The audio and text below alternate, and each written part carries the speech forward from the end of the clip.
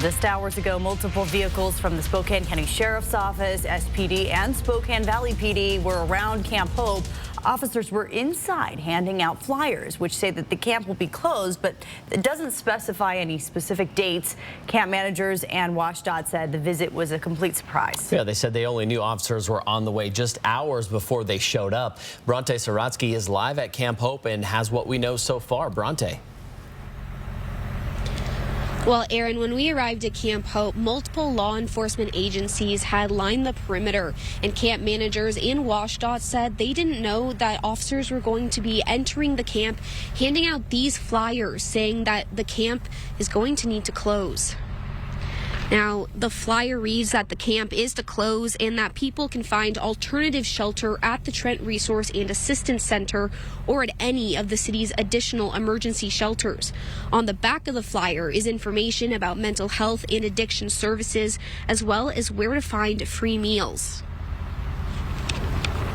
Now, when we tried to talk to camp managers for more information as to what was going on, they told us they didn't know much either, except that more law enforcement than normal was present and that they went inside of the camp and started handing out these flyers. Now, Maurice Smith says they have been sending people to Trent and plan to send more to the newly opened Catalyst, but says all this did was scare people living in the camp.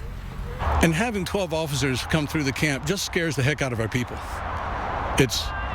It's not good for their mental health. Now they think they're about to be swept out of the camp, and they're scared to death. And that's not fair. It's not fair to scare people. Now, we reached out to SPD, the Spokane County Sheriff's Office, as well as the city. Spokane Police tell me this visit was to let people know that the camp is going to close and to make them aware of other options. Although there is no set date as to when this camp will close, the Sheriff's Office says that deputies were there today to make people aware of the options that they have when it comes to resources in the city. Reporting live in East Central, Bronte Saratsky, 4 News Now. Bronte, thank you.